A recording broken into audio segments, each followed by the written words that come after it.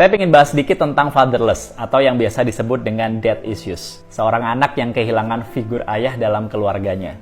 Ini banyak banget terjadi sekarang. Kalau nyari tahu siapa yang salah, jelas nggak akan ada habisnya. So, mari kita bicara dari berbagai kacamata. Alasan paling populer untuk jelasin isu fatherless ini adalah karena sang ayah nggak cukup punya waktu di rumah, sibuk nyari uang demi keluarga.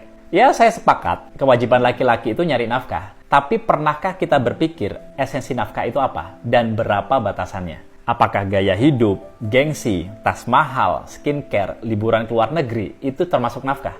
Jangan-jangan semua tuntutan itulah yang bikin laki-laki suka lupa jalan pulang ke rumah. Selama ini sosok laki-laki itu selalu digambarkan sebagai pribadi yang harus kuat, nggak boleh ngeluh, nggak boleh lemah, atau bahkan nggak boleh nunjukin emosinya. Itulah salah satu alasan yang bikin laki-laki nggak mau cerita walaupun udah ditanyain. Karena dia ngerasa nggak punya harga diri kalau nggak bisa nyenengin anak istrinya, terutama dalam bentuk materi. Nah, ketika tahu fakta ini, kita selalu punya dua pilihan kok. Nuntut dia untuk bekerja lebih keras dan akhirnya nggak punya banyak waktu di rumah, atau nyediain telinga sesaat untuk dengerin keluh kesahnya, kesulitannya, ngingetin bahwa materi bukan parameter dalam hidup. Sehingga pelan-pelan dia akan mulai percaya lagi dengan dirinya. Jadi kalau ngomongin isu fatherless, ini bukan masalah satu pihak aja. Karena kalau udah ngomongin keluarga, semua pasti saling berkaitan.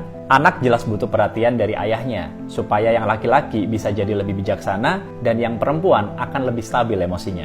Udah banyak cerita, anak perempuan jatuh ke tangan pria yang salah, hanya karena si pria ini tahu memanfaatkan keadaan kalau si anak cewek butuh sosok dari ayah.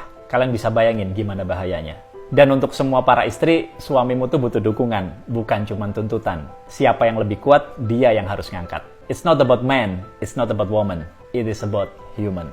Kalau pengen dapat pengakuan dan piala, ikut lomba aja. Jangan bikin keluarga, karena keluarga adalah tentang kerjasama.